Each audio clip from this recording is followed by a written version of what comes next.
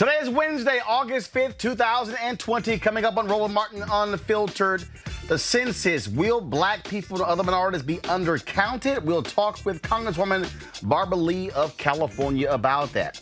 We'll also talk with Michigan Congresswoman Brenda Lee. She sent a letter to Donald Trump about mail-in voting. She's here to tell us what was said. Also, 5 states held their primaries on yesterday. You give the results, including a major upset in St. Louis. Joe Biden plans a $280 million ad buy across 15 states. How much of that money is going to black media?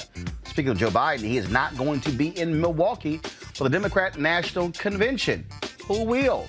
Plus, Ohio Congressional candidate Desiree Tims is here to talk about her race against Republican Congressman Mike Turner.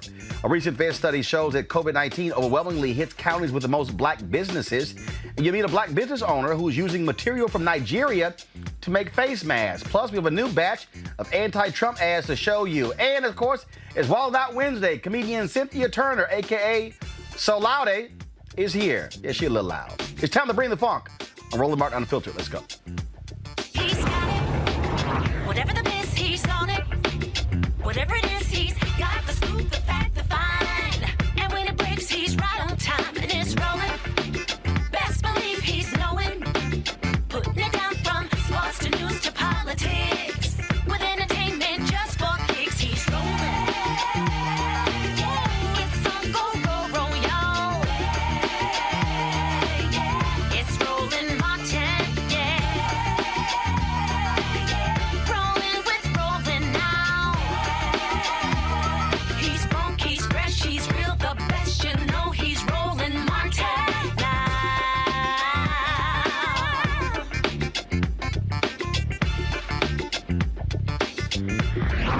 Martin. Legislation that would have extended the Census Bureau's national head count, folks, has failed in Congress. Of course, Democrats have been making the argument that needs to actually happen in order to properly count the U.S. Census. Yet Republicans have been fighting them furiously when it comes to the United States Census. Joining us right now is Congresswoman Barbara Lee of California. Congresswoman, how you doing? Good, Roland. Nice to be with you. Always Hope everybody's healthy and your family. Oh, everybody's good. Everybody's good. So we're just staying away from everybody else. Tell them all the time, look, learn to wash your hands, put a mask on, and social distance. And so it's all good. Let's get right to this census deal. That's part of the issue in terms of where we are now. We are behind. Of course, a lot of Democrats want it to extend it. Republicans are not trying to participate. And of course, many people are concerned that this is going to result in a massive undercounting of people of color, which means that's billions of dollars we don't get. Yes, Roland, and that's who they are, the Republicans. And so I hope people remember this in November. But also, Donald Trump has moved the deadline up by 1 month to September 30th. And let me tell you, in 2010, we had 47 million to count. Now we've got 60 million left to count. And it's outrageous because given COVID-19 and given all of the challenges we have, compressing this time to count unsheltered people, residents of nursing homes and dormitories, it's outrageous. But also, Roland, in addition to the huge amounts of money and funding for our communities, the political lines are driven based on the census count. So you have two things going against us if, in fact, these deadlines are changed and that our people aren't counted. One, we don't get the resources, and two, our voices are not heard in the political bodies of this country. And so we have to fight hard to make sure that if we can't turn this around, that we do the census in a way that we meet those deadlines and that we're counted. One of the other issues is also outreach. How do you reach those communities? Yesterday, we had Congressman Stephen Horsford on, who said that when he met with the Census Bureau and the ad agency and signed the national contract, Young and Rubicam, also known as Y&R, they made clear they were not buying any newspapers under 50,000. That means virtually every black newspaper in America. We submitted a proposal in May, never heard from them. Other black media, the same as well. And so I was told that black media was supposed to get around $100 million in terms of outreach, and black media they've gotten pennies. So part of the issue also with the undercount is that not only because of COVID you couldn't knock on doors, you couldn't have massive events. If you're also not doing anything with black media to drive the message, then our people are not hearing it every single day with the drumbeat. You're absolutely correct, and I know this because we've had many meetings and oversight hearings with regard to the census. And what happens is these companies, they get the resources that we appropriate. I serve as an appropriator on the appropriations committee. They make all these promises, then they do these contracts, and then they back out of the promises that they made. And so this is just, hopefully we'll have some hearings and we'll begin to unpack how all of this happened on the census. But in the meantime, we've got to make sure that we get as much as we can out of them. And it's obscene that they don't invest in ads in black media, and that they lie about who they're going to work with and then get the money still. I mean, I wish there were a way we could hold up these contracts until they do the right thing. So you have the month of... It's just another example of this white supremacist agenda that's being run out of the Trump White House. You got August and you have September. So you got less than 60 days to get the messaging out. What is the Census Bureau saying as to how they're going to achieve that? Well, they're not saying much. I think they, in many ways, some in the Census Bureau don't really mind because they're Trumpites. Others, are really concerned. And so they're scrambling now trying to figure this out. But I can tell you, like in California, for example, we have a 60% return rate. But in the Black and Latinx community, it's way, way down. And so we have to do a lot of outreach, and we have to hire people from our communities now to really do the outreach that's necessary and try to get more money for the ads. A lot of, especially African-American seniors, they may not be online, for example, or have broadband access or internet access. And so that takes the extra step of going within a COVID protocol to find out how to help them and tell them how they can do it by mail or by telephone. So this is a heavy lift that has to happen. And we knew this going into it, but then the Trump administration just pulls the rug out of everything to try to make sure that black and brown people and seniors and the unsheltered population and young people aren't counted, and low-income people. It's outrageous. This is another example why we have to vote in November. All right, Congresswoman Barbara Lee of California, we certainly appreciate it. As I said to Congressman Horsford, I certainly hope that the CBC demands an audit of Young and Rubicam to know exactly where every dollar went, what black media outlets, what black-owned media outlets, and there's a full accounting of what happened. Because I talked to somebody who's been working with the census for a very long time, and I was told this exact same thing happened in 2000. Same thing happened in 2010, and now in 2020, how they made it hell on black PR and ad agencies. Yeah, Roland, just know that I'm going to ask for an audit because we appropriated that money. But I wish we could do something beforehand. Right. And in fact, in one of those, been working on also. In one of those top black ad agencies, Carol H. Williams, right there in Oakland, one of your constituents, and that Y&R has frozen them out of this process. They were supposed to be the multicultural agency, and they have been giving them the runaround as well. And that's that's one of the reasons why black media and black ad agencies and black business overall can't grow, is when we're frozen out of the dollars. Again, another example of systemic racism. Yep. In case anybody doesn't understand that, I just want to put that out there. It's truth-telling time. This is a manifestation of what we've been talking about and what the movement has been about since for 401 years. Yep, that's why I'm wearing a shirt today. Where is our money? I got this from the folks when I spoke in Cincinnati for the Black Agenda there. So that's why I got it on. Congresswoman, we appreciate it. Thanks a lot. Okay, thank you, Roland. Nice talking. Thank you. Let's go to our panel right now. A. Scott Bolden, former chair, National Bar Association PAC. Robert Patillo, executive director, Rainbow Push Coalition Peachtree Street Project. Dr. Julian Malveaux, economist, president emerita, Bennett College. Dr. Malveaux, I want to talk to you because, look, it's a money thing. The census is about money. Okay, it's about determining alignment of districts in terms of boundaries, but also it's about the annual 1.5 trillion that is spent in this country. And when we are not counted, that's money that's not going to black neighborhoods, not going to Latino neighborhoods. That's money that's not going to our schools and our roads. I mean, it impacts everything in this country.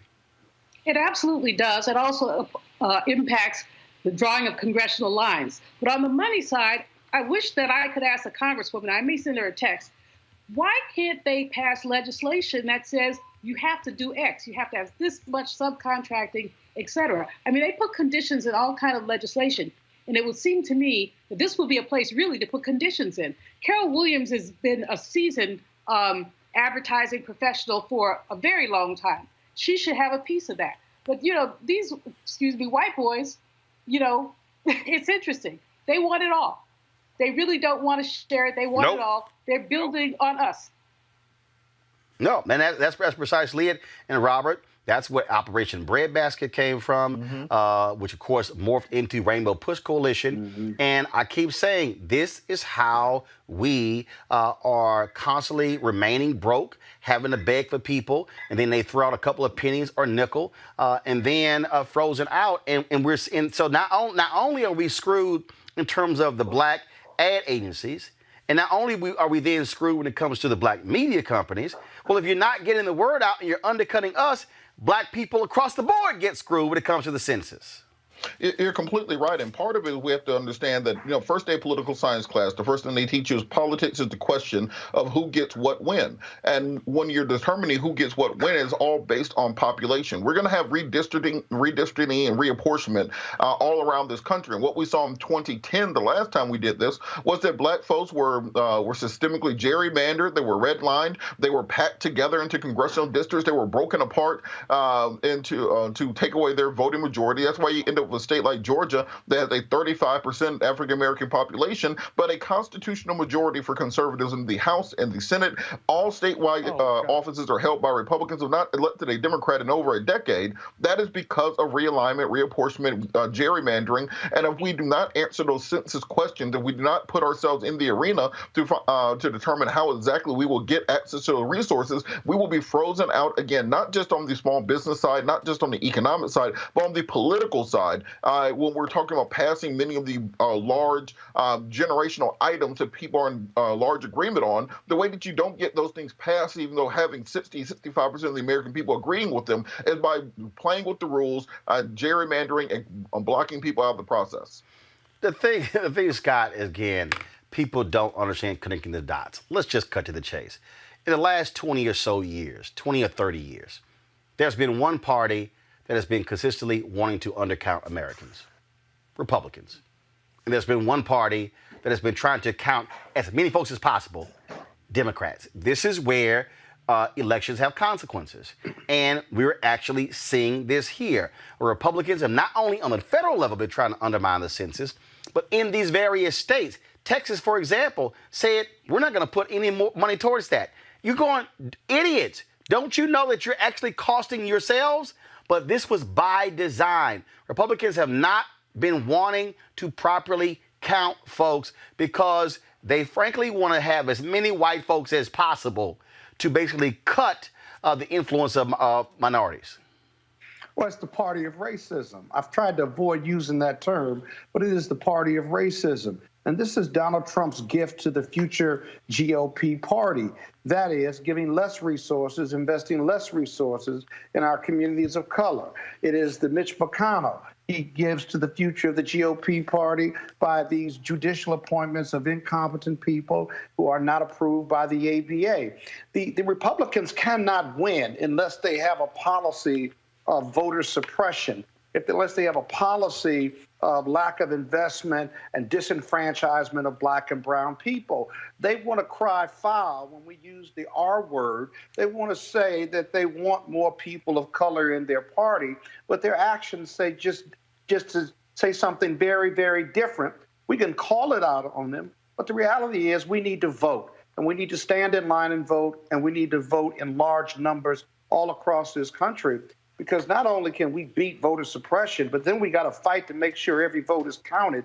So look for November to be the showdown. Well, we talk about the issue of voting, of course, that also deals with what's going to be happening with COVID-19 and mail-in voting. Last week, a letter was sent to Donald Trump and signed by 6 members of Congress addressing his continued attacks on mail-in voting. It reads in part, "We write today in response to your continued attacks on vote by mail, the American public's best opportunity to safely participate in the upcoming November elections. Over 4.3 million Americans have been diagnosed with COVID-19, and tragically, nearly 150,000 have died as a result of complications from the virus. While we all hope this crisis will subside quickly, the scientific uncertainty surrounding it necessitates that we take action now to prepare for the safe administration of elections in November in the event that it does not. As President of the United States, you should be ensuring all states, territories, and the District of Columbia have the election administration infrastructure they need so all Americans may exercise their constitutional right to vote without fear of contracting the virus." In a moment, we're going to be joined by Michigan Congresswoman Brenda Lawrence, who is leading this charge. But here's the deal that we also have to deal with. So, yes, we want people to be able to get registered. We want them to be able to get out there and vote. The problem is that you have certain cutoff periods, Robert, where even in states where it's allowed, a lot of ballots are being thrown out if they're not received by a certain period. I'm going to bring the story up in just a second. That's why I'm trying to get people not to wait to the last second to be able to get information out, to get your ballot in. Do it early so you're not caught trying to rush at the last second mailing it in, and your ballot may not be counted. You're absolutely right. I think we really have to focus more so than in any other election on the concept of early voting. In the African American community in particular, people do not trust the vote by mail system, particularly older African American voters who are used to voting in the exact same electoral precinct every single year in and year out. Historically, we've seen more conservatives, more white people using vote by mail options because black folks just simply put do not trust the system. They feel like their ballot will be thrown out. They'll end up soaring the Chattahoochee River and not getting counted on Election Day. In addition to this, we saw in the Georgia primary this year that only 96.4% of ballots actually got delivered to the person who requested them, and a unknown percentage were thrown out because of things such as signatures not matching the documentation provided. In states where you have to request a absentee ballot, such as Georgia, you have to first request it, then they send you an email, then you email them back with a license or some documentation showing where you live at, then they send you your absentee ballot in the mail. These are steps that many people are not taking. So as we get closer, under 100 days until this election, Republicans, including the Speaker of the House in Georgia, Ralston, including Senator Ted Cruz, including Donald Trump, have said that if we have vote by mail and we have full turnout, then they will never win another election again. So we have to impress upon our young people how important it is to turn out, to vote early, get it out of the way. Don't wait till Election Day when you're in a 5 or 6 hour long line and we're bringing in election monitors. Get it done as soon as the early voting period opens up, get registered, and get out there and vote.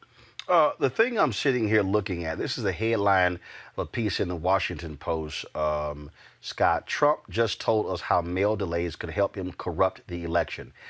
Greg Sargent wrote this piece. And this is what he said. Here's an additional reason for alarm that needs more attention. The impact of those delays could be dramatically exacerbated by state laws that invalidate ballots that are mailed before Election Day but arrive after Election Day. Guess which key presidential swing states have such provisions invalidating ballots that arrive after Election Day? All of them do, with the exception of North Carolina. I think Washington D.C. is different, but I'll take his report for what it's worth. Again, the voter suppression piece with a race-neutral reason with a negative racial impact. It's the only way that they can win. But don't get caught up in just that. When Attorney General Barr and the president tell you that the greatest threat to the election and voting and mail-in voting is that some foreign country, this is a quote, some foreign country could stuff the ballot box with fake ballots, and we don't know where they come from, and they could jack up essentially the election results in each state. Now, the last time we heard him say something like that was, Russia, come find the email, Hillary Clinton's emails, and they did. Sounds like a 2020 invitation to me for corruption from some foreign country, even if they manufacture the threat. And then lastly, we know that the mail-in ballot system is not only safe and secure, but it hurts Republicans too, not just Democrats, because if you look at some of these state races and the governors who are promoting, these are Republican governors promoting, and Secretary of State promoting mail-in voting because of the coronavirus. It's a mixed message, and I can tell you, many congressmen at the state level and at the federal level and the senators are very concerned about this mixed message because it hurts them too. That's the thing, Julian, when you begin to look at this whole process here, and we talk about what's going on, and it's the same thing when it comes to the census. Mm-hmm. We have to use our black platforms to tell our people and arm them with information, and that's the phrase "information is power," and that's the problem. Look, your gossip sites, your entertainment sites, they aren't focused on this, and so that's why my whole deal is, if you're going to vote by mail, get your request in now for your ballot. And when it arrives and when that window opens, fill it out, sign it, follow everything. Make sure your name is right, your signature is right, everything is right, and then mail it in so it's not invalidated. That's the most important thing, Roland, is for people to get on it early. The rules change state by state, but if you don't know what the rules are, call your Board of Elections. You can do that, or go online and get the information from the Board of Elections. If you do an in-person ballot, make sure you know where your polling place is, because many places have cut back the number of in-person voting just because of the coronavirus. There are a lot of things that people can do. What I'm concerned about is the fact that the coronavirus has made it difficult for us to do the kind of town halls and rallies that we usually do. Our churches are probably going to be closed until, who knows.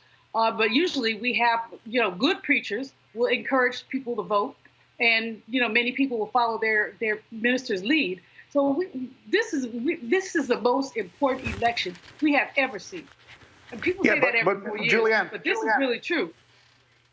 Yeah, but Julianne, we've got to get better at doing this virtually. This is our new reality. And a lot of black people and brown people who are poor and disenfranchised cannot operate or function virtually because they don't have the systems. But the people that do have the systems, we've got to get them motivated and engaged on the virtual level, and then have them do outreach to those who are not engaged and who are disconnected. It's going to take a lot of work. And with Donald Trump polling I want to bring below, it's a real challenge. I want to bring in Congresswoman Brenda Lawrence right now. Congresswoman, I'm looking at this story here from NPR, which said during the primary, some 65,000 absentee or mail-in ballots were rejected because they arrived past the deadline.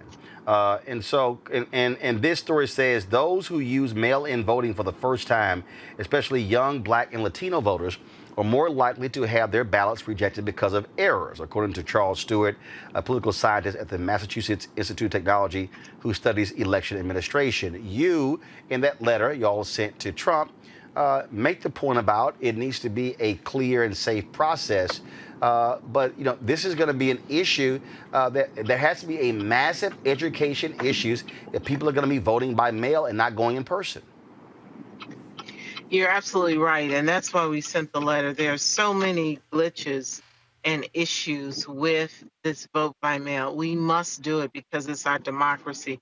The coronavirus created this. We did not sit on the sideline and say, oh, let's vote by mail. We think we can win that way. That's not the case. We're voting by mail because we don't have another option, and we must protect our democracy. Few people know, Roland, I worked for the Postal Service for 30 years. I moved up from a letter carrier up to a mid-manager and have a district level job in the Postal Service. And I'm one of the few that are walking the halls of Congress as a member of Congress after working in the post office. I know exactly the game that they're playing, because now the Postmaster General is saying no overtime. Well, if you have mail and it's time for you to go, just leave it on the floor. Well, the reality is the next day there's going to be another pile of mail on top of that, and it keeps stacking. And if you're not regulating that and rotating the mail so that the oldest mail is on the top, the oldest mail goes out the door, then we're going to have this massive issue of ballots not getting back to the clerk's office to be counted. And it's really, really concerning for me, because I know what this looks like. And one of the things, I was at the polls yesterday. I won my election, my primary 93%. I'm very proud of that.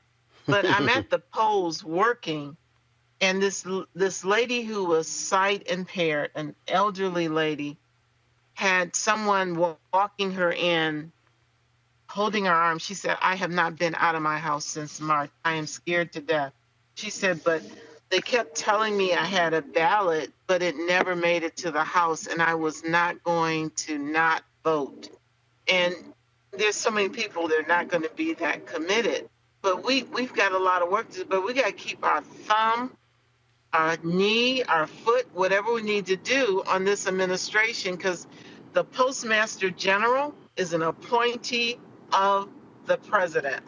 He is a new person who never ran logistical operations like a postal service. He's coming in making all these changes, and it's going to have a really, really devastating impact on our ability. First of all, when you get an application, and you send the application back, and then to take the ballot and put it back in the mail. I made a point of telling constituents throughout the campaign, do not mail your ballot back in. Take it to the clerk's office. You don't need to interact with anyone. I know in Michigan, there's a drop box or a container that you could just drop your ballot in. You didn't have to interact with any people, so you're safe. But we're going to have to do major education. Well, again, that's going to be key, and that's also why you're going to have to, these campaigns. Look, the Biden campaign, DCCC, DSCC, all of the Democratic Governors Association, all of these different groups, even the labor unions and others, they're going to have to be able to put the resources there to be able to drive this messaging, and it has to be extremely targeted, targeting deadlines, targeting dates, all those different things, and it has to be a constant drumbeat so people are aware of what's going on. You know how we used to say, take your souls to the polls? We're going to have to do some modification and say, can we pick up your ballot? If you can't, we would pick people up to take them to the polls. We might have to pick up ballots and drop them off in the box. But you don't want too many people doing that, because then that gets to be messy. But we got to figure out a way to get those polls and get the ballots to those voting clerk's office so they can be counted. And that's our biggest challenge right now, counting those ballots. All right, then. Congresswoman Brenda Lawrence, we certainly appreciate it. Thanks a lot. Thank you. Be blessed. All right. That's what it boils down to. All right, folks, let's talk about, speaking of the Biden campaign, they announced today a huge outlay, a $280 million fall advertising blitz. $220 million for television and $60 million in digital ads across 15 states in the lead up to the November election. The ad reservation, which will begin on September 1, is by far the biggest of the 2020 race by either campaign. Now, they have not said how much it will spend in any particular state, but the initial ad buy includes 10 states that Trump carried in 2016. And one of the things that the campaign manager, she actually sent out a statement on this here, and just give me 1 second. I want to pull that up because one, it breaks down again exactly what they are going to do with the dollars. And so let's see here if we can pull this up. If I can, let me turn it this way. All right, let's see here. Go to my iPad if you can. So you may not be able to see this, folks, but Jen O'Malley Dillon, the campaign manager, she lays out the overall strategy in terms of what they want to do with this buy. And so, but one of the things that, and they're calling historic, but they have the states they're reserving TV and digital ad inventory: Pennsylvania, Michigan, Florida, North Carolina, Arizona, Wisconsin, Minnesota, Nevada, New Hampshire, Colorado, Virginia, Georgia, Iowa, Ohio, and Texas. Now they lay out their television strategy and their digital strategy. Then down here they have preparing for the big moments, including the DNC convention, the RNC convention, as well as the debates and National Voter Registration Day. Now, what's interesting here is they say that they're going to be grabbing inventory that reaches specific audiences, such as Complex for our African American audience track and Univision to reach our Spanish-speaking Latino track. Well, that jumped out at me because I immediately said, well, wait a minute, Complex, not a black media company. And so I reached out to the campaign, talked to Kamu Marshall. He said that is not correct. And so that is not the only African-American buy that's going to be there. I made the point again, Complex, which is owned by Verizon and Hearst, it's not a black media company. But if you go through their statement, they go down and says key constituents, African-American media. And so this is what they say. We'll be making a sizable commitment into African-American targeted media across TV, radio, digital, and print media. Our campaign understands the importance of the role African-American media outlets and personalities play in informing and educating the black community. The campaign is increasing the investment in advertising with African-American media over previous election cycles to emphasize Biden's commitment to speak to and meet black voters where they are. We will partner with African-American owned media outlets, both nationally and locally, to ensure we are creating a surround sound conversation both in advertising and local social media voices as well. Now, they say television, they're going to be buying ad time, or they reserve ad time, BT, TV One, Bounce, and OWN.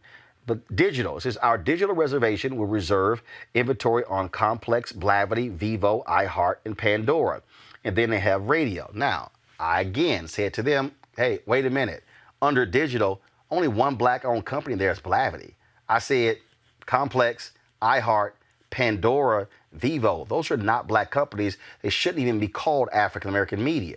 Again, said that was an issue. They said that they're talking to other people right now, negotiating various deals. Dr. Bev, I want to start with you.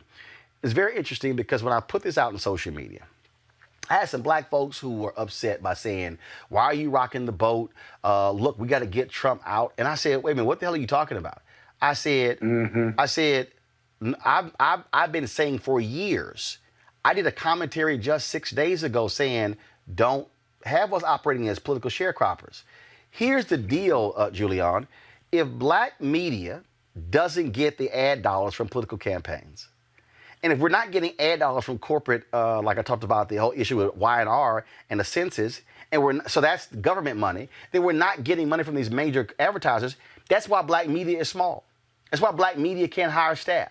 That's why black media can't pay competitive salaries. And I'm like, giving money to black targeted media, I said, ain't the same as giving money to black-owned media. And you had these black people who were like really upset. And I said, well, how in the hell do y'all think we ever going to be able to grow if we don't get those big contracts? Exactly.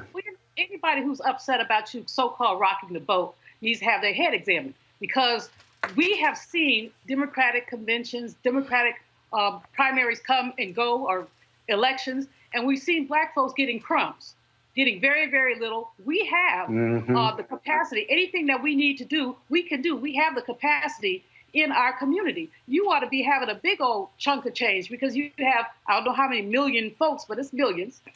We had 30 million views last month alone. So, I mean, you should be getting a big chunk of change. You're the only black person who has your own digital platform. And, but it's not about you, Roland. It's about us. It's about the way that these folks treat black people. And Democrats have consistently felt like we don't have anywhere else to go. And frankly, often we have not had. and we need to get Trump out of there so badly, but we don't need to suck it up. If indeed we don't get what is our fair share, we need to show up and show out, and we need to reach out to Biden almost immediately. What are you doing? Not the campaign manager. This is a statement about Biden. Right, and here's the deal. Scott. I reached out to the campaign. I talked to Kamala Marshall. I talked to others, and they said, look, there are a number of other buys we're going to be doing. This was just the first salvo. I said, yeah, but first impression. Then why announce it? Hold on. I said first impressions matter. I said, here's the other piece. I said, you're reserving time beginning September 1. I'm going, I said, hey, if we got to wait longer, I said, it's only 60 days from September 1 to Election Day. And so the deal is, if we're getting money over 60 days, that's more money versus money over 30 days. But the bottom line is this here. But the thing that gets me, Scott, on this deal is I'm dealing with black people, again, who are commenting and whatever. Like, I had one guy go, oh, so you trying to make this so you could get some money. And I'm going, well, yeah, and Essence and black newspapers and other magazines, other black websites, because here's the piece. Because here's what happens in campaigns and ad agencies, like when it comes to Y&R and the Census, they create metrics. So when Y&R says we're not going to buy any newspaper under 50,000 circulation, well, when black papers are starved of ad dollars, they will never be able to grow to be more than 50,000 circulation. Exactly. And they don't get the money either. So me and Dr. Chavis, who's president of the National Newspaper Publishers Association, a client of mine, have been working on this. Dr. Chavis actually called the Biden campaign just like you did and said, hey, why are you announcing this? Because it's going to cause the Republicans to try to raise $300 million. But two, how much of that $284 million, or however much it is designated for black newspapers? Because black people, you can't win without the black vote, and you still got to reach them and get on the ground. They assured Dr. Chavis, and I don't know who we talked to, assured Dr. Chavis that there was a quote, fair amount in that 284 for black newspapers. He could not get a figure. And what was interesting was Dr. Chavis indicated, he says, well, the Bloomberg campaign during the primaries gave $3 million to black newspapers, many of our members, all of our members, and that was the largest buy in the history of black newspapers and politics or for a long time. And so Dr. Chavis has decided to stay on top of this, to continue to call and communicate until they can get some defined answers. And I think that's what we've all got to do. And by the way, to your listeners and your people on Twitter, this is not about Roland Martin. He's in media, and he has a right to ask, because Roland's not asking for himself. He's asking for his digital platform and every other black newspaper or media outlet, because it's going to take multiple voices, because people get amnesia when it comes to black people and voting and politics. They go get elected, and then they forget about how they got there, whether it's Biden or anybody else. You got to stay on top of it. Well, and the thing, Robert, here's the piece, and it's very simple. Our audience watches. They watch. Our audience is paying attention. They're watching these videos. Too. And the thing that, look, I was talking to a woman today who was very much involved in politics. She said, I can personally attest to your audience. She said, whenever I come on your show, she said, I get phone calls and text messages. She's like, damn, all y'all folks watch? And the thing, Robert, what historically happens is that campaigns and corporate America, they undervalue black media because they are using metrics established, frankly, by white ad agencies. When the reality is, black people, we might watch this, but we're engaged with this. It's a difference. We might read this, but we're engaged with this. And it's this constant battle that we are in. And look, in 2016, I'm going to tell y'all what happened. They were pushing the Hillary Clinton campaign to invest money in black media. They were like, yeah, we're good. Well, guess what? The Friday before the election, I get an email. Hey, could you send us some names? And I'm like, election Tuesday. They were trying to throw as much money, and I'm going, because your asses didn't do it 60 and 90 days ago. You waited till the Friday before the election. Now, the Biden campaign, again, I talked to them, said, we are not going to make that same mistake. And I said, okay, but we will be watching. Robert? But Hillary... Hold on, wait, hold on, Robert. Look, Roland, Malcolm X said it. You put them first and they put you last. Why? Because we act like chumps. Let's understand something. The Democratic Party does not exist without the African-American vote. If African-Americans left the Democratic Party tomorrow and became an independent party that was a swing voting party that was not ascribed to any particular party on the left or the right, then the Democratic Party would turn into the Whigs. They would turn into the Greenback Party. They would disappear into time. And everyone knows this and understands it. However, you said is political sharecropping. No, it's political slavery. Because back when I used to run campaigns on a day-to-day basis, the ins and outs, the call time, the volunteer recruitment, so on and so forth. If I was going to Emory to try to get students to work, they would say, well, we're paying $15 an hour for phone banking, for canvassing, for knocking on doors. If I was going to Clark Atlanta or to Morehouse or Spelman or to Atlanta Metropolitan to try to recruit people, they say, well, we have volunteer opportunities available, and we are hoping that they will come in to do phone banking and knocking on doors and so on and so forth. They simply expect African Americans to put 100% into the Democratic Party, have churches organized to get sold to the polls. They want the civil rights organizations pushing the census, pushing voter registration, pushing legislation to make it easier for Democrats to win. And then when it's time to cut the check, some little white boy shows up in a Tesla, and he's the new political strategist for the entire region, and he's going to teach you how to cut turf. He's going to bring in his qualitative models. They're going to have a white ad agency. They're going to have a white pollster. And you are expected to continue doing that slavery and working for free and recruiting for free. And then when they finally get into office, they'll tell you, oh, dang, we ran out of this 4 years. It's time for election again. This is now the most important election of our lifetime. Y'all need to do the exact same thing again. The reason first of all, y'all see, and Anthony, you can zoom out. You see I'm wearing this shirt again. This came from the Black Agenda Cincinnati. Zoom out where it says, where's our money? And not zoom in, zoom out. That's why I decided to wear this shirt.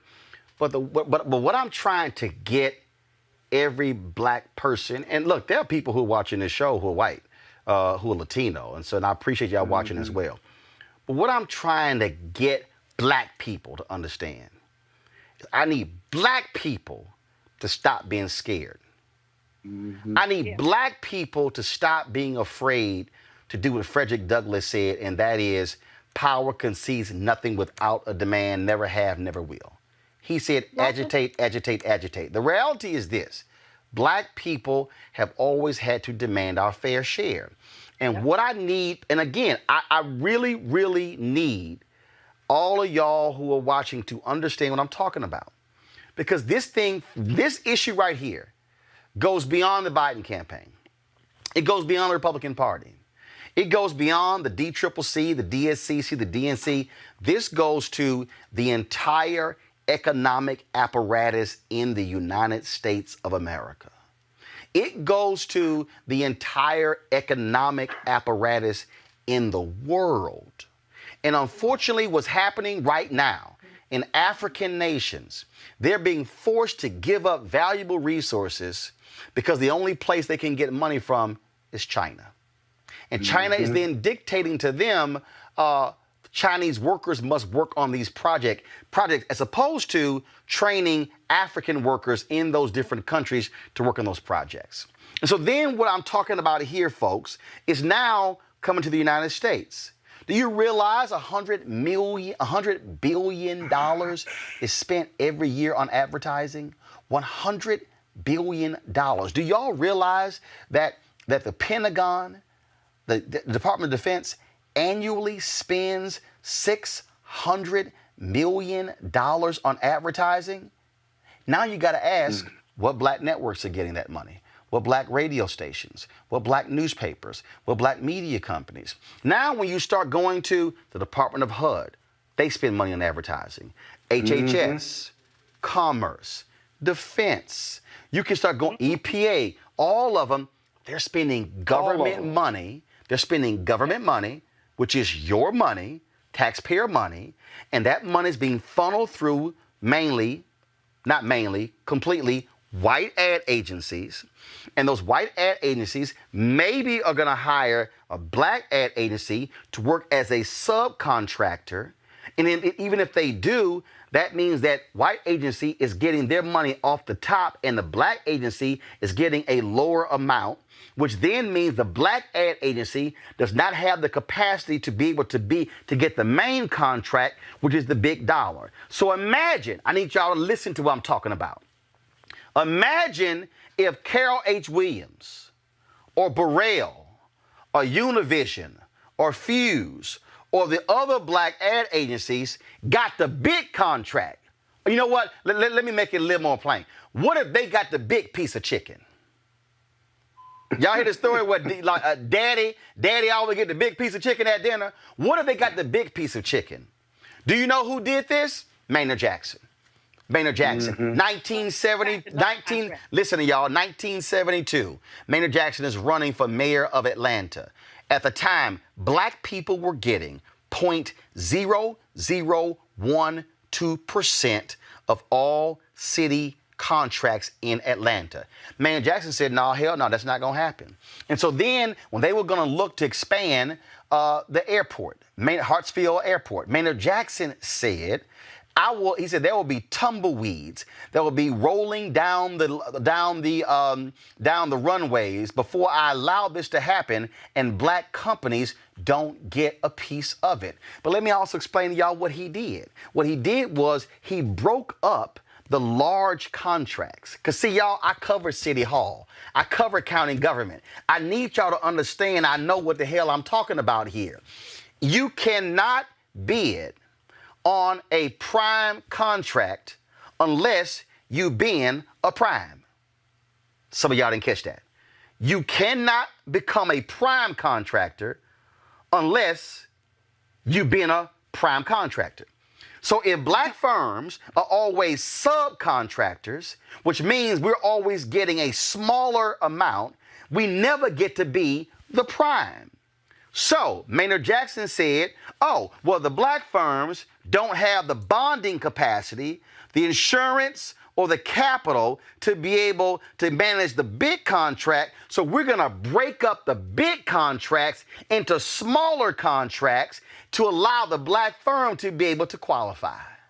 That's, y'all, how he changed Atlanta economically. The reason Atlanta today is called the Black Mecca is because Maynard Jackson used the power of his office to change it. But let me also tell y'all what he did. The banks came in and he said, y'all got to put some blacks on y'all board of directors. They said, ain't none qualified. He said, well, guess what? As long as y'all ain't got no blacks on your board, ain't no city money going into your banks. They went out and found them some black people.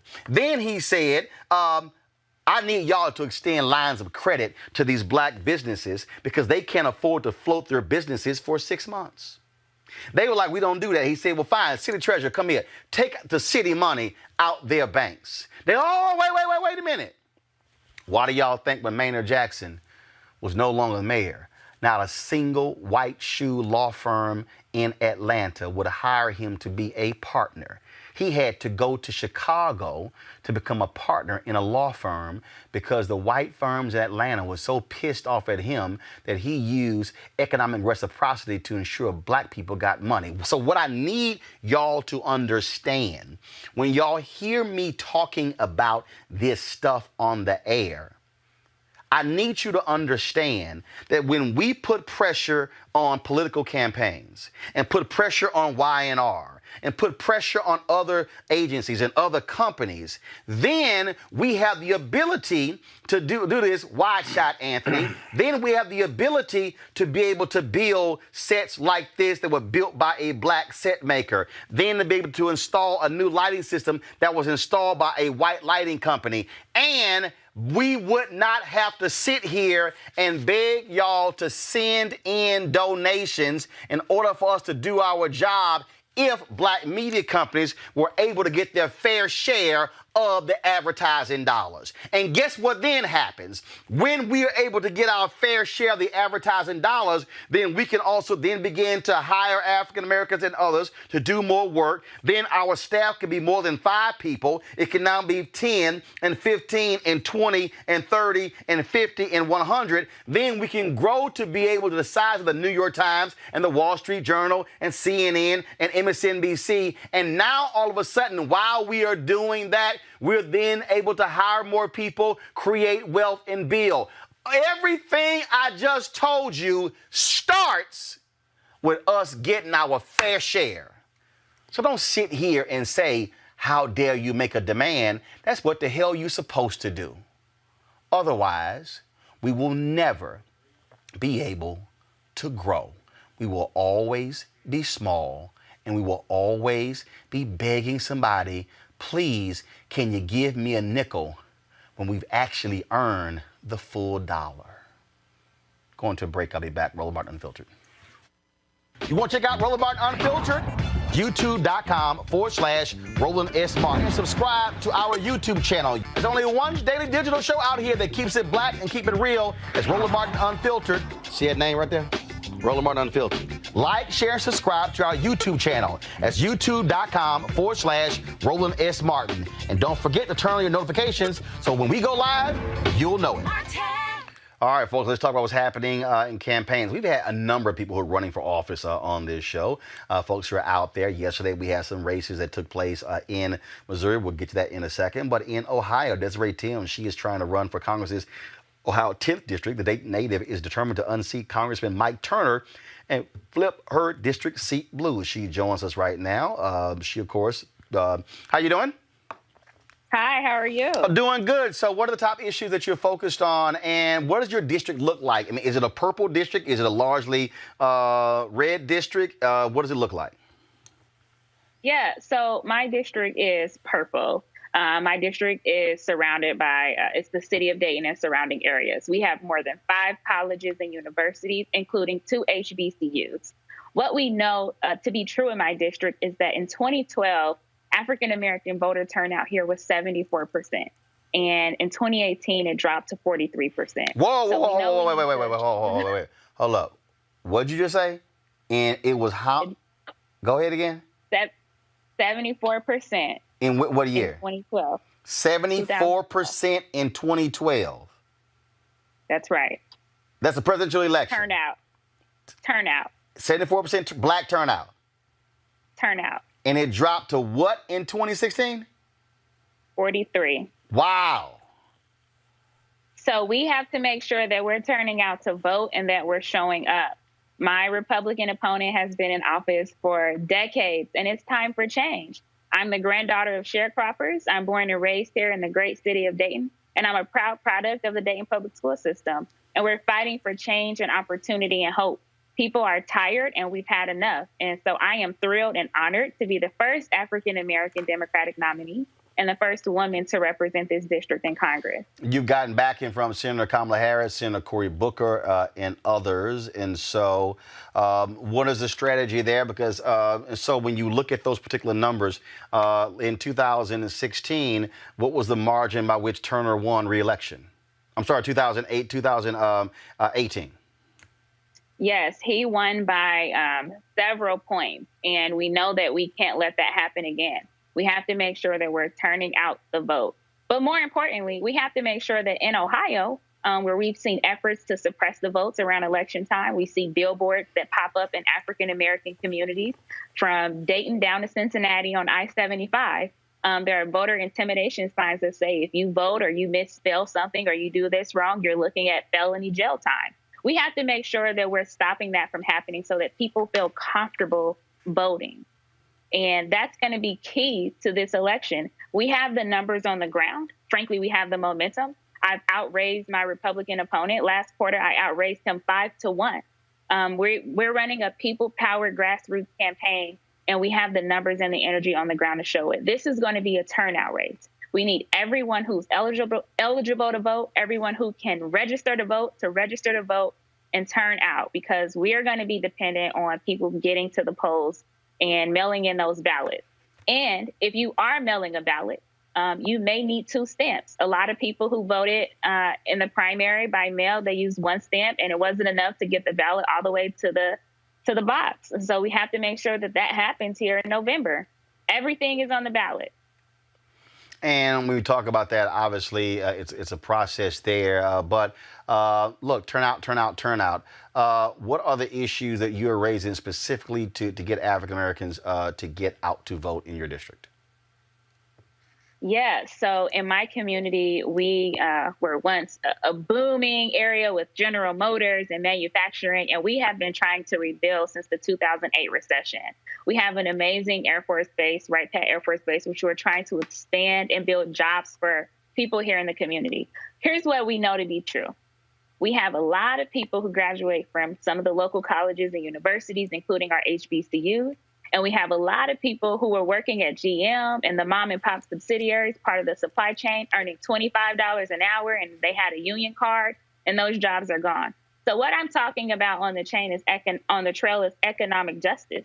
We're talking about bringing opportunity and money back into people's pockets, making sure they bring home more money every 2 weeks. We're talking about rebuilding our community and our country. Our roads and our bridges are crumbling, and our air and our water, it needs work. So we have to make sure that we're talking about the issues that are relevant to Black people. And it's not just criminal justice. We care about those issues, too, but we need to make sure that we're economically able to compete and that we have jobs that are viable, that will be able to uplift our families out of poverty or move from working class to the middle class. Black people care about these issues, too. And so that's what I'm talking about on the trail. And people are interested, and they want to see it happen. They're ready for federal investment back into our community. There has just been too much disinvestment over the past several decades, and it's time for action. And we're ready for that, and we want it, and we need it. All right. People get more information about your campaign. Yeah. So if you want to join our campaign, please visit my website, which is timsforcongress.com. You can also add me on Twitter at Tims Desiree. We are championing issues and bringing everything to the table. This past week has been a very hard week for our community. The Dayton shooting that happened 1 year ago, we celebrated that anniversary yesterday. And then today marks 6 years since John Crawford III was shot and killed in a Walmart in Beaver Creek. Right now, we have activists, protests, and community leaders outside demonstrating and standing up for what we know we need, which is the George Floyd Justice and Policing Act and reform. We have to make sure that we feel free to move throughout our community and that we can coexist and live in peace. But more importantly, we know that justice is on the ballot. So I just wanted to reach out and send my condolences to the Crawford family. We're thinking of you today. All right, then. We surely appreciate it. Desiree Tims, thanks a lot. All right, folks. Arizona, Kansas, Michigan, Missouri, and Washington held their primaries on yesterday with some major results in a huge upset. Cori Bush, one of the leaders of protests against the police shooting of Michael Brown in Ferguson, defeated longtime Congressman William Lacy Clay. The Clay family, held that seat for 50 years. It was a huge upset there, of course. And how huge was it? Well, 2 years ago, Clay beat Bush by more than 20 points. Yesterday, though, Clay won the county vote, lost the city vote, and that's what put Bush over the top. In Michigan, Congresswoman Rashida Tlaib blew away Brenda Jones, the president of the Detroit City Council, in that particular race, holding on to her seat. Both of those seats, they are pretty much guaranteed to win. Strong Democratic seats there with Bush and Tlaib. And back to St. Louis, Circuit Attorney Kim Gardner, she won a primary challenge from former city prosecutor Mary Pat Carl. They had been targeting Kim Gardner for quite some time, but she was able to beat back Carl to win the Democratic nomination. And Tashara Jones maintains her seat as being the city treasurer there in St. Louis as well. Remember, she ran for mayor, but she held on to that. Those races are all important. I'm going to go to my panel here. Robert, I'm going to start with you. The Bush one is huge. Again, ending a 50-year Clay dynasty, holding that congressional seat. She outraised him, outspent him on television and radio in the last several weeks. Some folks say he took this race for granted, thinking he beat her by 20 points. He can do it this time. This time, she's the one who is going to be heading to Congress come January. Yeah, I think if there's anything that we learned from the wave of young progressives that have come in the last couple of years to Congress is that for the old guard who are comfortable in their district, do not be comfortable. These young lions are coming and they are hungry. They are, if you saw the AOC shoes from her campaign against Crowley, where they were worn through to the bottom from knocking on doors and going door to door. These people are out here. They are hungry, or they are ready. They are campaigning. They have the wind at their backs. One part of all this activism that we have seen is that young people are motivated. Young people aren't just showing up every 4 years for presidential elections. They are turning out for primary races. They are turning out for off-year elections. They're turning out for city council races and county commissions. So if you are comfortable in your seat, just know there's a 25 to 35-year-old who is ready, who is in the streets, who has the community at his back. And don't be surprised if we see more of these established seats turn over in the next couple of years because a new generation is ready and they are coming through. But see, the thing that I find to be interesting, Scott, when I see people talk about taking on the establishment, first of all, you look at many of these folks, they ran against other people. I mean, even though Charlie Rangel was retired, he ran against Adam Clayton Powell, right, and he beat him. Right. So, I've always said point blank, I'm not offended when people run against incumbents because I'll say all the time, you're not guaranteed that seat. So you shouldn't be offended. How dare they challenge me? No, what you do is you establish your record, you get out there and you run. Look, yesterday the results in New York were certified. Congresswoman Yvette Clarke won her race, 54% of the vote. The other 4 or 5 candidates, they split the other 46%. What did she do? She ran. She raised money.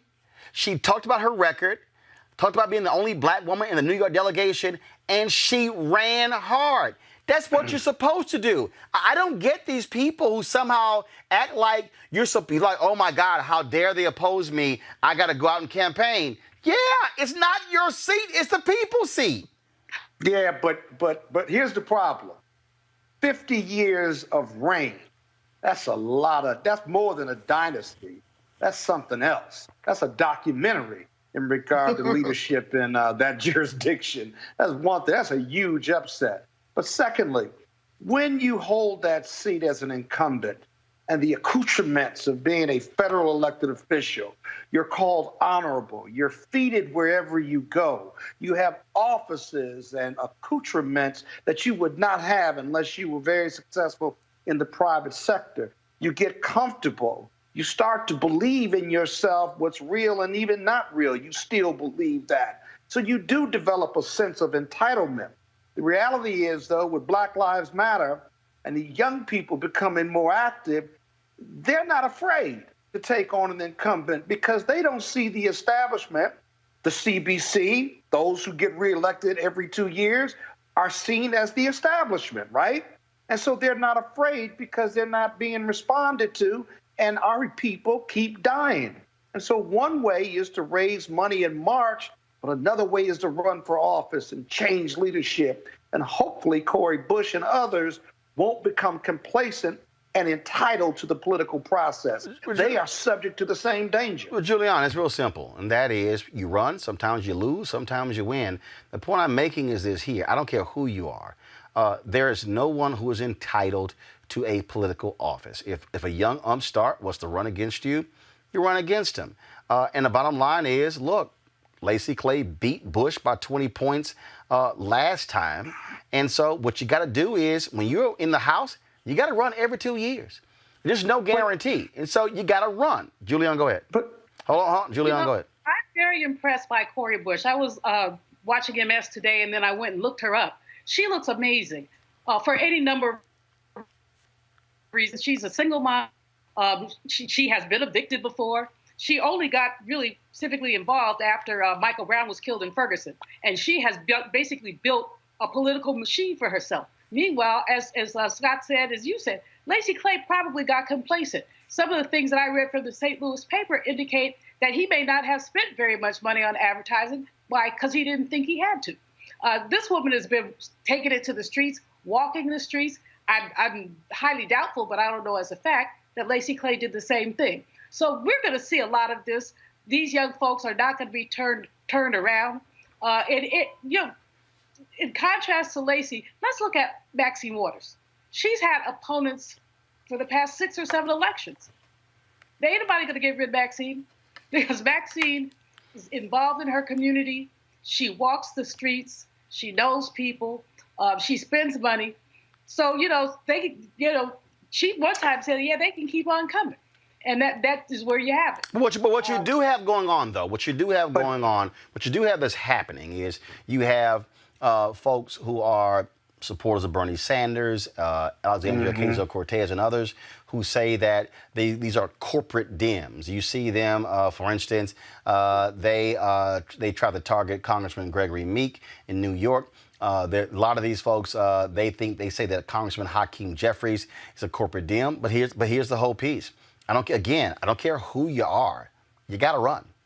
You got to run. And so if you get targeted, that's the nature of the job. If you establish what your record is and why you can deliver the bacon to your district, they're more than likely going to reward you. But if you don't, and you assume that you're just going to have it easy, you're probably going to lose. But I think every one of those Democrats that you named who are CBC members, their counterpoint to you would be exactly right. I do have to run every year, and I'm not entitled to it. But within their concept and precept of running hard to hold onto that seat, to make a political difference for their constituencies, it's simply not enough when they lose, when you have the young, energetic upstarts who want change now and are messaging the community that they can do better. They both run hard, if you will, but the messaging, the energy, and the volunteers and what have you are just outpacing them for the 2020 election. Those incumbents are still running like they're in the 80s and 90s. Right. But that's what I'm saying. That has nothing to do, Robert, with the other person being young. That has to do with the person who's the incumbent being lazy. The energy. What you have to do with energy. Look.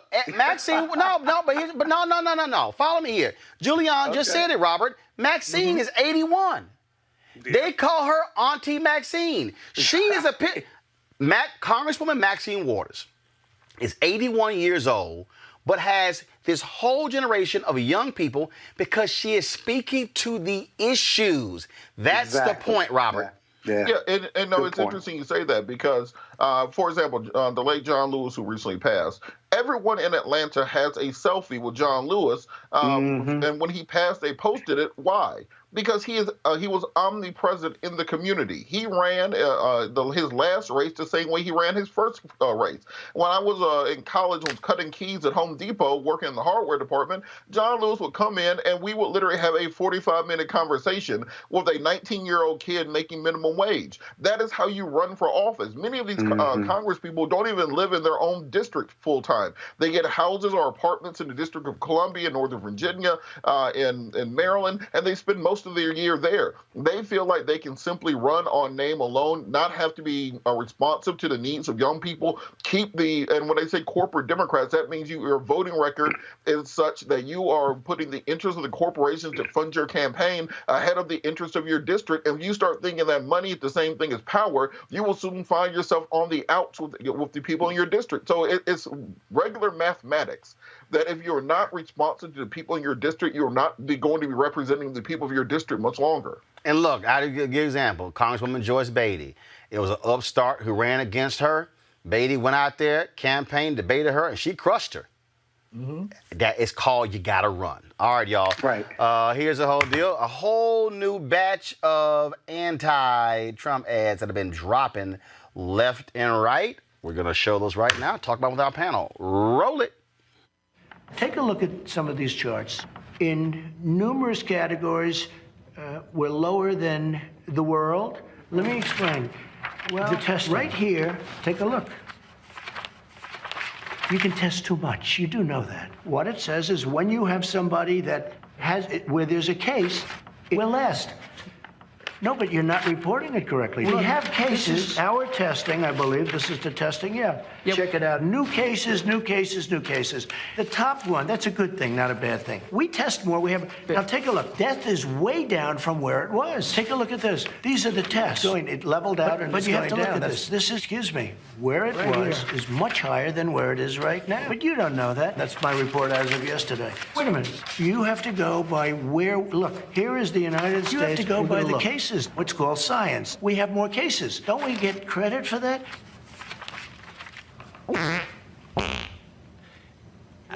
Well, we show more cases. They are dying. That's true. And it is what it is. Now it's going down again. And, you know, there are those that say the world is so very, just read the manuals, read the book. This one didn't reach my desk. The national death toll surpasses 150,000. The CDC predicting the death toll could top 180,000. Researchers are now forecasting another 80,000 deaths in the U.S., for a total of more than 230,000. They are dying. That's true. It is what it is. More Americans have died from COVID-19 than were killed during the Vietnam War. The U.S. is now reporting more COVID-19 deaths than anywhere else in the world. It is what it is. The United States has become the first country in the world to record more than 2,000 coronavirus deaths in a single day. That's true. It is what it is.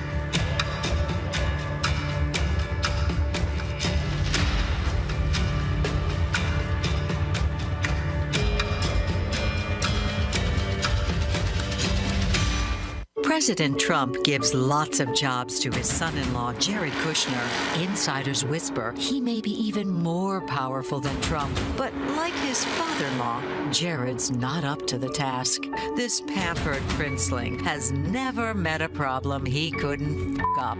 Take the COVID response Trump assigned Jared to handle. 150,000 people dead and an economy in ruins. By July, the country's really rocking again. His task force put Trump cronies first. And of course, Jared's family cashed in on bailout money. No surprise from the son of a convicted felon and slumlord who served time in prison. Jared's a perfect fit for this White House. But if you've ever wondered whether this president took COVID-19 seriously, look no further than who he put in charge of protecting America's health. Jared Kushner, Trump's secretary of failure. The Lincoln Project is responsible for the content of this advertising. I sort of love the way they say, Obama did the economy. Obama had a lousy economy. It was a dead economy. I built the greatest economy in the history of the world. It is incredible when you see the economy would have been so bad had I not gotten elected.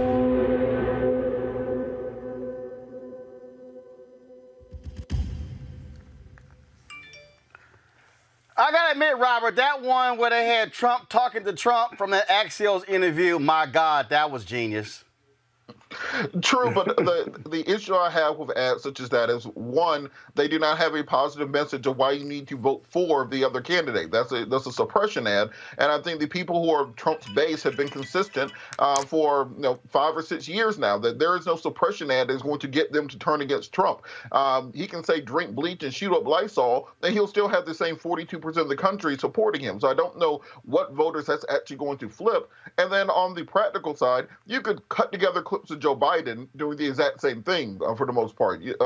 So I don't think those are the type of ads that really swing voters in the middle and get them ready to vote. I would rather see a positive ad about what is going to happen, what will be the policy prescriptions that will help American people, not simply making fun of the other. Jimmy Fallon does that every night. Jimmy Kimmel does that every night. Stephen Colbert and so many shows do that every night. I don't think that that's going to be the most effective and resonating ad. But the reason go ahead, Scott. But my colleague, my fellow brethren in the law, has one flaw in his presentation and argument. Nobody's trying to change Trump's followers of that 42%. They're going to vote for him anyway. These ads are to remind Democrats, independents, and moderate Republicans of the damage this president has done. And so those ads are more than sufficient and powerful reminders as to what tragic circumstances this president has led this country down. And so to that effect, it's very effective and very important. And I got to tell you, very persuasive. Because remember, people can forget. We need these reminders. And as long as we're reminding Democrats and moderate Republicans and independents, right, Trump can be beat. Again, he only won by 77,000 votes, and that was before his performance in the White House. So I think they're very effective. They're reminders, and we need that. Scott, go ahead. Well, the only thing I'll say, Scott, realistically, right now. Hold on. Robert, respond to Scott, then we'll go Julian. Scott, realistically, right now, what is the craziest thing that Trump did last week? That's how our news cycles go. He did this interview Sunday. We can't even remember the crazy thing he did last week, let alone 2 weeks ago. So I don't think we need reminders of the crazy stuff he does, because he's going to do something to top it within 48 hours. And the reason Let me tell you why, because Biden does, every time Trump opens his mouth, he's a walking billboard for electing and voting for Biden. So whether I can remember what he said or not, I can remember seeing what he said, and I can see what he's done to this country. So I think they're effective. Here's the deal, Julian. Julian, go ahead. Julian, go ahead. A number of reasons. First of all, the more we're reminded, and not reminded, some people are living this COVID nightmare. Exactly. It was 157,000 today, and it's going to be more. But we're not even looking at the other issues, which is we have 4.6 million people who've gotten the virus. Some of these people recovered, but many of them are going to have long-term implications with their breathing and other things. And still do. And all those people are going, they have a circle. They're there was one lady who was on TV, and she said that she had voted for Trump. She wasn't going to vote for him anymore. And I think a lot of people are feeling that way. Then we have this crisis in the schools where teachers are quitting because they have complications, diabetic, overweight, whatever, and they decide they're not going to jeopardize their families because of this man. So these ads, the first one was funny, but I'll tell you what, when you say it is what it is about people's dying, when you say it is what it is and people are dead, that shows a kind of callousness that this man has basically wallowed in since he came into office. A lot of people say, oh, no, he's got that callous. Yes, he is. I mean, you say it is what it is when you break a date or something. Yeah. But the one, but Julianne, But Julianne, the one statistic that is most telling about the Trump campaign and this chaos is that you look at the number of elderly voters, who many of them have people that have died in their families and elsewhere in their circle. He's losing support from them from Florida. And that support loss started 3 months ago, maybe 4 months ago, and it has stayed below where he needs to be to win for the elderly vote. And those votes have gone to Biden. If he can't turn that around, I don't care about anything else. Biden wins. You've got to turn that around and add that back to the 42%. Here's the piece here.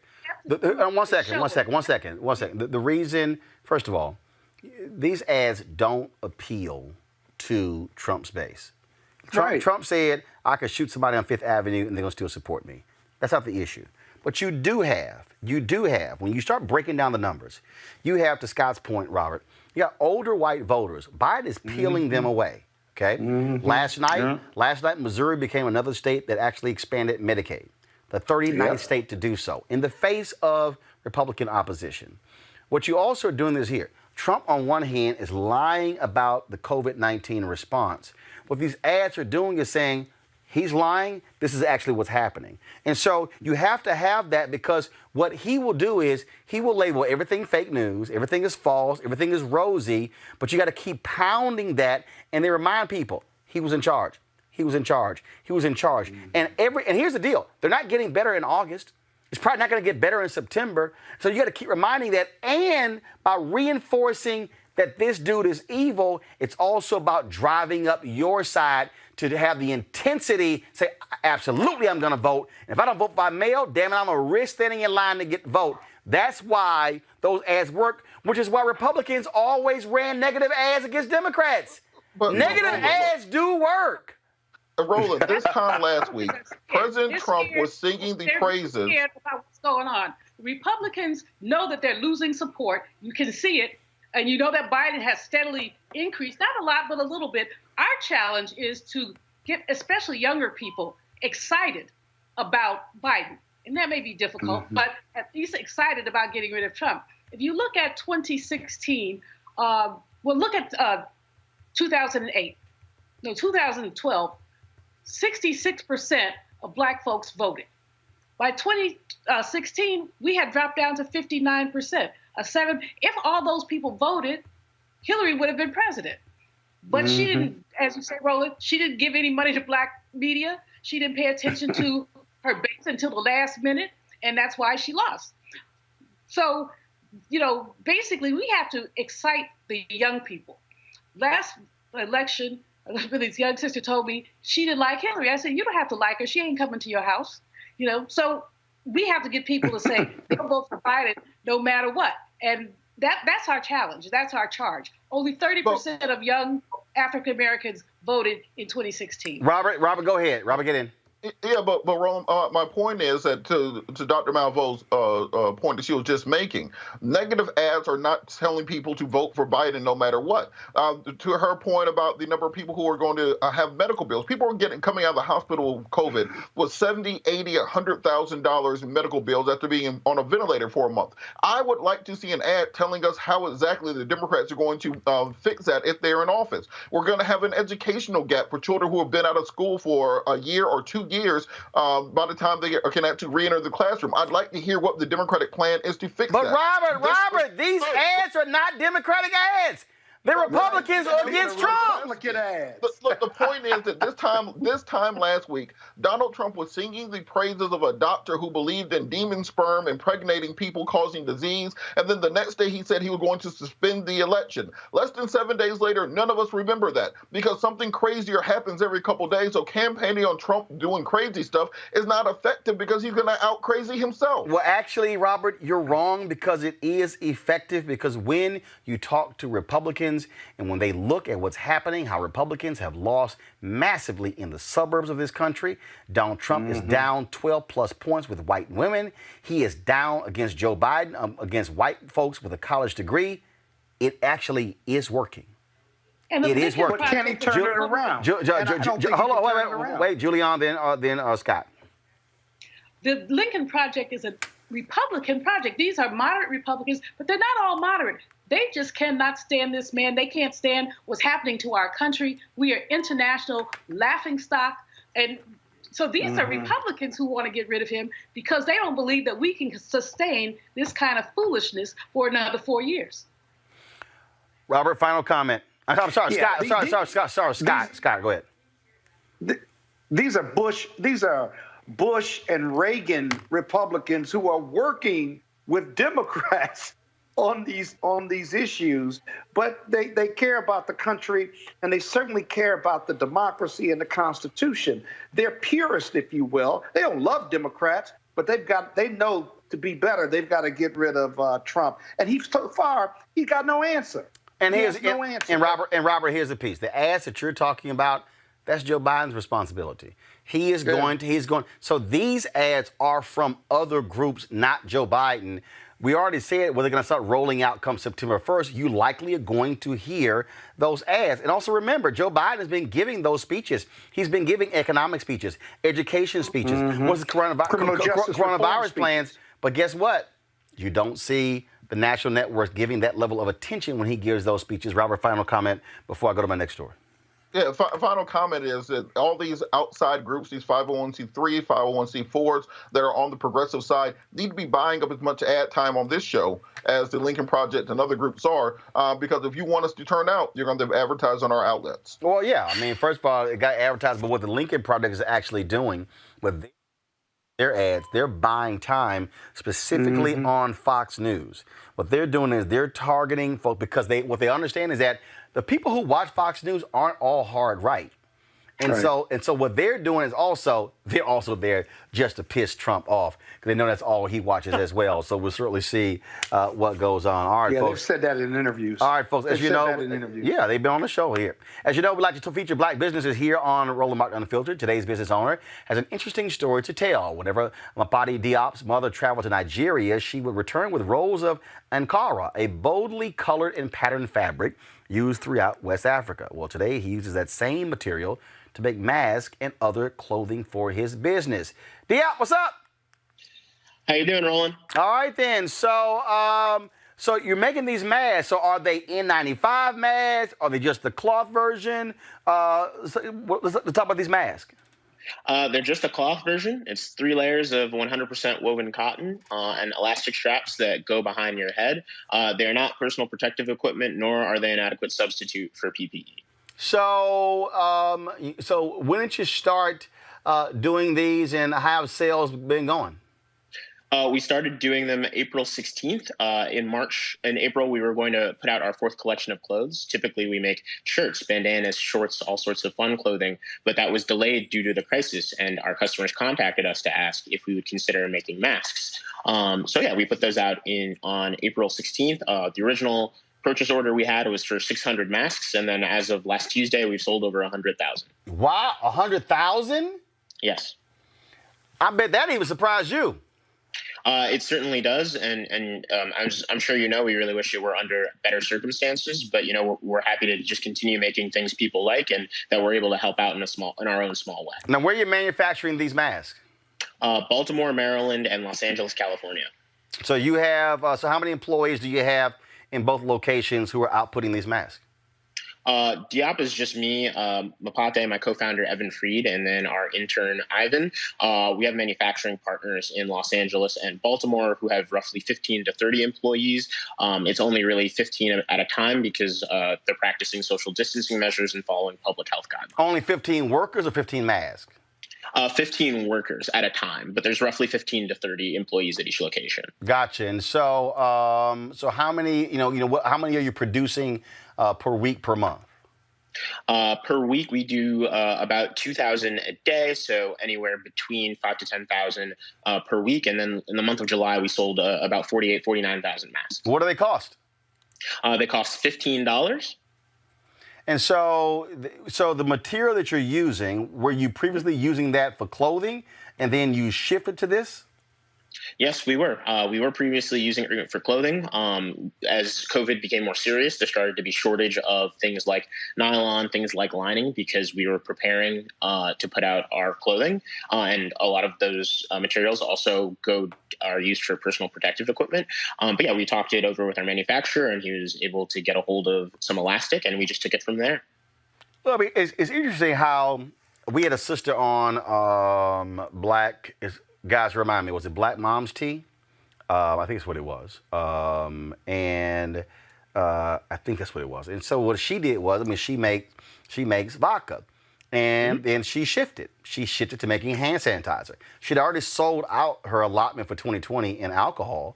And she's had to go hire more people to keep up with the demand of the hand sanitizer. And that's a frequent story. I think you're going to keep hearing from a whole range of businesses, not just ones that sell things online. What you're really seeing in the broader economy is the transition. What's supposed to be a 5 to 7 year transition has taken place in the space of 10 to 12 weeks when you talk about e-commerce penetration. America was already, some people believe America was already over-retailed, that we had too many malls and too many stores, and a lot of them are certainly hurting now, but there's also a lot of creativity and a lot of resiliency, and a lot of that productivity is being reallocated, and people are really adapting their businesses for the future because this is the new normal. All right. So again, where can folks get the masks? What's the website? They can find this at, our name is Diop. They can find us at weardiop.com, weardiop.com. We're also at weardiop on social media, Instagram and Facebook. Again, that's weardiop.com. A portion of each mask sale is designated for a local relief effort or charitable initiative. So far, we've been able to give over $80,000 to 40 different local relief efforts in Detroit, Southeast Michigan, the Midwest, and nationally. Wow. That is awesome there. Well, man, we certainly appreciate it. Thank you for joining us, and good luck with it. Thank you, Roland. Thank you for having me. All right. Thank you very much. All right, folks. Numerous studies have already shown that the Black community has been disproportionately affected by coronavirus. New research from the Federal Reserve Bank of New York shows that the virus has overwhelmingly hit counties with the most Black businesses. 41% of Black-owned businesses have closed compared to 17% of white-owned businesses. Areas with the highest share of Black-owned businesses include Los Angeles County, Cook County, Illinois, Harris County, Texas, Wayne County, Michigan, and counties around Washington, D.C. Julian, you're an economist. I want to go to you. I mean, again, when you talk about COVID impacting Black people at a higher rate than anybody else, it also means where you're going to have those Black businesses. I mean, this speaks to, again, the fragility of Black life and existence in America. Absolutely. Black-owned businesses did not get their share of the paycheck protection money. I know many Black-owned businesses who were turned down and then went back a second time and a third time. Congresswoman Waters has asked Treasury to give us an accounting of how many Black-owned businesses got money, and they said they didn't keep that data. Convenient. Most Black-owned businesses do not have reserves that other businesses have. And because we don't have the reserves, we may be able to go a month while another business could go 3 months without getting into trouble. So we were in trouble sooner than others. One of the tragedies that we're not paying attention to, Roland, is that when Black business is in trouble, it hits Black folks in terms of employment disproportionately, because we are more likely to hire African Americans as our employees than others are. So the coronavirus both has revealed inequality, but it's also exacerbated inequality. And, you know, the whole issue with business, if you talked about it yourself with your business, is the need for patronage. And we don't see a lot of patronage of Black-owned businesses. Once upon a time, Roland, we had over 103 Black-owned banks. Now we have 22. And that's symptomatic to the shrinking of Black-owned business. And it's really a function of basically racist behavior, white supremacy. There may be other couple factors too, but I'm going to stick with those for the record. But Robert, one of the things that we also are seeing when we talk about this moment, how Black people are also identifying Black businesses. I was reading a story. There was a Black ice cream shop. They've been selling out because folks have said, no, we're going to make a concerted effort. I think that's one of the things that we're seeing, where African Americans are in this reckoning, in this moment we're in. We're seeing a level of consciousness where people are making very deliberate attempts to say, I'm going to support that Black business and that Black business. And that's sort of where we are. I mean, the dollars are there. What we need the customers. Well, this is part of the triple-demic that's hitting the Black community. That's a three-part pandemic. We have the health pandemic, we have the employment pandemic, and we're going to have the housing pandemic, all hitting the African-American community concurrently. And with the economic aspects of it, let's understand that, as Dr. Malveaux said, many African-American-owned businesses not only do not have that capital, that 6-month reserve that we're advised to have, but also many, when we were doing with Rainbow Push, much of the lead up to the stimulus program and the application process, many Black businesses do not have their books in order. When you're basically going from the cash register directly to the bank to pay bills and to meet payroll and to meet staff, a lot of people's taxes weren't in order. A lot of people's 12-month profit and loss statements were not there, and therefore they were not eligible to get that federal money and missed out on that. In addition to what we saw with the PPP program, was when it was initially rolled out, we saw Ruth Chris and we saw Kanye West and Potbellies and all sorts of other people getting millions of dollars. And by the time the portal opened for single-member LLCs and small businesses on that Friday, it was out of money by that Wednesday. So we're going to have to go to our federal government. And African Americans have to stop being federal government shamed by things when we say we need the federal government to step in and offer a lifeline specifically to Black businesses, not one of these panacea catch-all bills. We have to provide funding directly to Black businesses, because guess what? When Delta and the airline industry needs $28 billion, they walk in, they say we need $28 billion, put in small bills, load up on the airplane, I got to be out of here soon, and they get their money. When the auto industry needs a bailout, they get it. When Wall Street gets a bailout, they get it. The Black community is too big to fail, just like any of those industries are too big to fail. And again, what we're dealing with, Scott, is when you have historically a lack of access to capital, the point I made earlier, when you're being frozen out of credit lines, when you're being frozen out of advertising, when you're being frozen out of contracts, and then all of a sudden this hits, I mean, it just becomes a domino effect for Black business. Yeah, the lack of access to capital is just the most powerful piece to that. Of course, there's racism, but the other thing is, without the access to capital, you can't hire lawyers and accountants and folks to help you get your books together, and your books have got to be together. You've got to make excellent decisions when you're in crisis, and so many of our businesses just are ill-prepared. And compared to other groups who have other small businesses, not just the large businesses, you wonder how they are able to get access to capital, other groups or other people of color. But African Americans don't seem to be able to solve that riddle. And then with crisis, you've got to be excellent None of us are excellent when we need to be. But the one thing in business, that is, at least not always, the one thing you got to do, though, in being excellent is you got to go skate to where the puck is going to be, not to where it is. We got to define our future, these black businesses, versus having the pandemic define it for us. And that's why you've got to stay ahead of the curve. You heard the other small businesses saying that they were making vodka, now they're making hand sanitizer. Diop made the alternative because that's where the puck is going to be, not where it is right now. And so you've got to get creative in the interim while we fight the racism and lack of access to capital. All right, folks, let's talk about this story here. Last week, the Louisiana Supreme Court denied a request to review a life sentence handed down to Fair Wayne Bryant, who was convicted to life in prison for trying to steal hedge clippers from a carport storage room in Cato Parish, Louisiana, in 1997. The lone dissent came from Louisiana Supreme Court Chief Justice Cynthia Johnson, who wrote that Bryant's life sentence for a failed attempt to steal a set of hedge clippers is grossly out of proportion to the crime and serves no legitimate penal purpose. Of course, she's the only African American on there as well. Robert, this is the kind of nonsense we're talking about. He tried to steal some hedge clippers. That merits, now granted, I don't care what he did before, that merits life in prison? Well, this is the ridiculous nature of the Eighth Amendment as it's been interpreted over the first couple hundred years of American jurisprudence, that despite our prohibition against cruel and unusual punishment, we are still a country that routinely electrocutes and poisons people to death.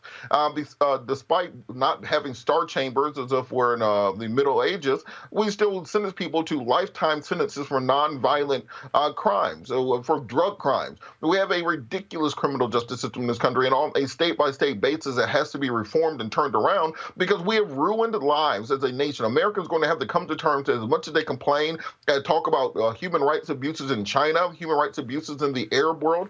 We have to look at the human rights abuses. That is exactly what these are, human rights abuses against the Geneva Convention that we have accepted by a nation while telling ourselves the lie of American exceptionalism. And part of what has to happen both on the presidential level, but more importantly, because the majority of prisoners are on the state level, having state level actors, legislators, senators, state senators, governors, courts step in and change and reform these laws. The governors of these states, it should not have to go to the Supreme Court of the state because the State Board of Partisan Parole or the governor should be able to step in and reform these sentences, and that has to be a priority for this nation. The thing here, Scott, life in prison. You're the state of Louisiana. You're going to spend hundreds of thousands of dollars to keep a guy in prison for some clippers. Now, mind you, this was 1997. So we're talking about this guy's been in prison for 23 years for trying to steal some hedge clippers? Mm-hmm. Well, you said it was irrelevant what he'd done in the past. I tend to agree with you, but the criminal justice system certainly looks at this prior record. I can't imagine he had a prior record that would connote attempted theft and then being in jail for that long. I mean, Jimmy Gardner got 100 years or 80 or 100 years. You've had him on the show for one conviction that was tainted by bad evidence and blood evidence and other evidence that was just blatantly lied to. But here's the deal, and Roland, I'm gonna say what you usually say. Voting for state's attorneys, voting for judges is as important, if not more, in your community than for the president and Senate and House, because somebody asked for that sentence, somebody passed laws that allowed that sentence, somebody voted for that judge that used that bad discretion, and voting, everyone along the way was an elected official that contributed to that completely nutty and crazy sentence. Everyone. We want to change that. Notwithstanding the Eighth Amendment, we got to vote and vote for better and more talented people. Here's the article, Julian. It says here, go to my iPad, Anthony. Mr. Bryant has already spent nearly 23 years in prison and is now over 60 years old. This is the opinion that was written by Chief Justice Cynthia Johnson. She wrote, if he lives another 20 years, Louisiana taxpayers will have paid almost $1 million to punish Mr. Bryant for his failed effort to steal a set of hedge clippers. That is absolutely outlandish. Mm-hmm. Well, it is outrageous. What did the majority opinion argue, if I may ask, generally? Hold on. Julian answered, and then I'll answer that. Okay. You know, this is the South where black people have been thingified. And so we don't count, we don't matter. Nobody looked at this man. He's almost 60 years old now. What is he going to do? He's not going to try to steal any more hedge clippers. You know, so it would be compassionate just to send him home. We should, I mean, and we have an aging prison population that's going to cost us a lot more than we think it is. As the judge said, about $1 million if he lives another 20 years. But these elderly inmates also have health issues. And so we have to deliver health services to them as well.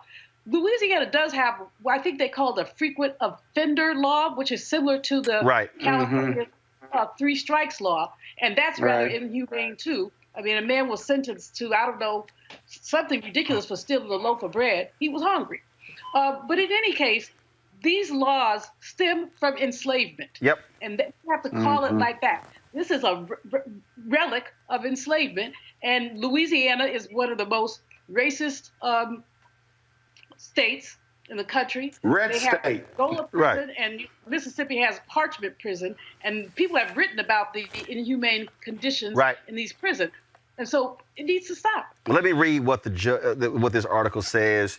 It says, in the years following Reconstruction, Justice Brenda Johnson wrote, Southern states introduced extreme sentences for petty theft, such as stealing cattle and swine, that criminalized recently freed African Americans who were still struggling to come out of poverty. Much like black codes before them, they allowed states to sentence people to forced labor. Under these laws, the black prison population in the Deep South exploded starting in the 1870s. Quote, pig laws were largely designed to re-enslave African Americans. Those same laws, she argued, evolved into Louisiana's habitual offender laws, which allows prosecutors to seek harsher sentences for lesser crimes if a defendant has previous convictions. Those laws have drawn heavy scrutiny for allowing excessively harsh sentences and driving mass incarceration. Almost 80% of people incarcerated in Louisiana prisons under the habitual offender laws are black. Bryant is one of them. He was first convicted in 1979, serving 10 years for the attempted armed robbery of a cab driver. Johnson pointed out that the rest of his 3 convictions were nonviolent: possessing some stolen goods from a Radio Shack, trying to forge a $150 check, and then in 1992, breaking into a home and stealing personal property, for which he served another 4 years. When the jury convicted him of attempted simple burglary 5 years later over the hedge clippers, prosecutors invoked the habitual offender laws to obtain a sentence of life without parole. Because Bryant had 4 prior felony convictions, the sentence was legal at the time under Louisiana statutes. Although Bryant challenged the sentence as unconstitutionally excessive, the judges he appealed to disagreed. In 2000, Louisiana's Second Court of Appeals said that a life sentence was an appropriate punishment because Bryant had already spent so long in prison as an adult. The quote, the litany of convictions and the brevity of the periods during which defendant was not in custody for a new offense, the court wrote, is ample support for the sentence imposed in this case. Following 2 appeals, Bryant was given the possibility of parole. He argued that he had received an illegal sentence and should have been appointed a lawyer during a resentencing hearing. But his motions were denied by higher courts, and last week the Louisiana Supreme Court agreed. Scott, that's the kind of sadistic, archaic laws. And to the Chief Justice point, this is how Jim Crow laws still impact us today. Yeah, and those enhancements, we call those enhancements in the criminal justice system that the prosecutor has sole discretion to bring to the court. The court can't do anything about it, and I don't think the Louisiana court system or the judge can do anything if he's got the 3-strike rule or 4-strike rule or what have you. Many times the judges may or may not have discretion under that scenario. But I got to tell you, it is just inhumane. It is inhumane and it is illogical.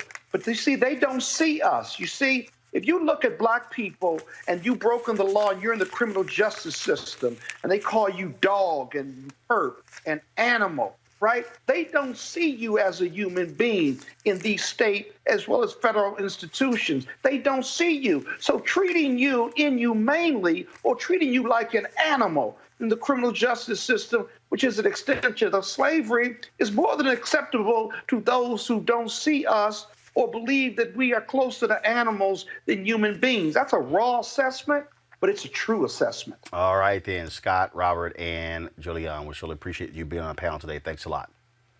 Thank you. Roland. All right, folks. Of course, we would love for you to support Roland Martin Unfiltered. I got one more segment, but I'm going to do this right now. So I want to give a shout out to people who are giving $50 or more, joining our Bring the Funk fan club. Of course, you can see right there at the bottom how you can give via Cash App. You can also give via PayPal, Venmo as well. It's a Cash App, $RM Unfiltered. You can do Venmo at PayPal at paypal.me/R Martin Unfiltered, Venmo.com/RM Unfiltered. You can also send us, of course, a money order to New Vision Media, Inc., 1625 K Street Northwest, Suite 400, Washington, D.C., 2006. Roll the names: Allison Kinsey, Anika Mays, Charles Brown, Charles Wyatt, Deborah Tony Jones, Diva Empowered Magazine, Ebony Gully, Ira Wright, Johnny Whitty, Leslie Roberson, Linda Whitener, Michael Smith, Nicole Rowe, Olabukola, Akande Elamoso, Phyllis Kumi, Rashana Morrison, Sylvester Mincy Jr., Travis Everett, Trina Hill, Vanessa Howard, Willa Lawal. Also, Eula Perry, I certainly appreciate it. Lewis and Geraldine McCarthy, thank you so very much. V.L. Faulkner, thanks a bunch. Vanetta Hacknet, we certainly appreciate it as well. Let's see here. Opening this one up right here. Let me thank Deborah Collins, just saying thanks for you and your panel. You all have knowledge, understanding, and wisdom, and you continue to keep us informed. So we certainly appreciate that. Let's see. Barry and Nina Solomon. Barry and Neela Solomon, we certainly appreciate your contribution, a big contribution to Roland Martin Unfiltered. Thank you so very much for that. Also, let's see, Crystal Gilmore, I certainly appreciate it. Let's see, Priscilla Smith, thanks a bunch. Sharon Woolfolk, we certainly appreciate it as well. Let's see here, Roberta Cromarty, thank you so very much for joining our fan club. Darlene Ware, thanks a bunch. Let's see, Sharon Sanders Brooks, Charlotte Moore. We have Sharon Green, thanks a bunch. This is, okay, I can't make this one out, so let's see if I can read it here. Conal Rose, I certainly appreciate it. And let's see here, I almost can make this one out. Let's see here, and then what I'm looking for it. So actually no name on this one. So certainly appreciate it, folks. Again, please join our fan club. All right, folks, it's Wednesday. Y'all know what time it is.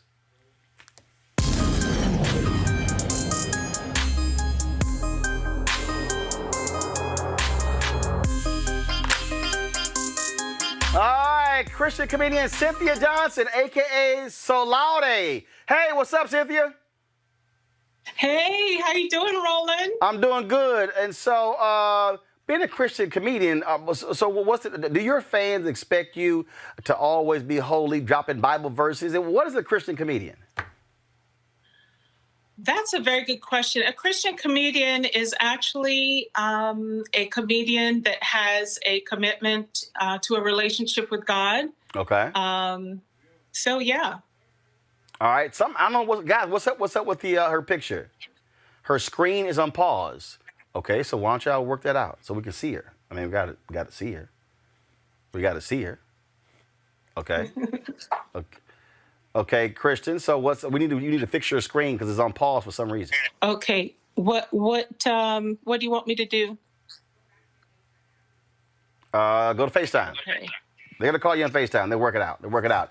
Do this here, Anthony. Go to a quick break. We'll come back. We'll talk with Cynthia Johnson right here in Roland Martin Unfiltered.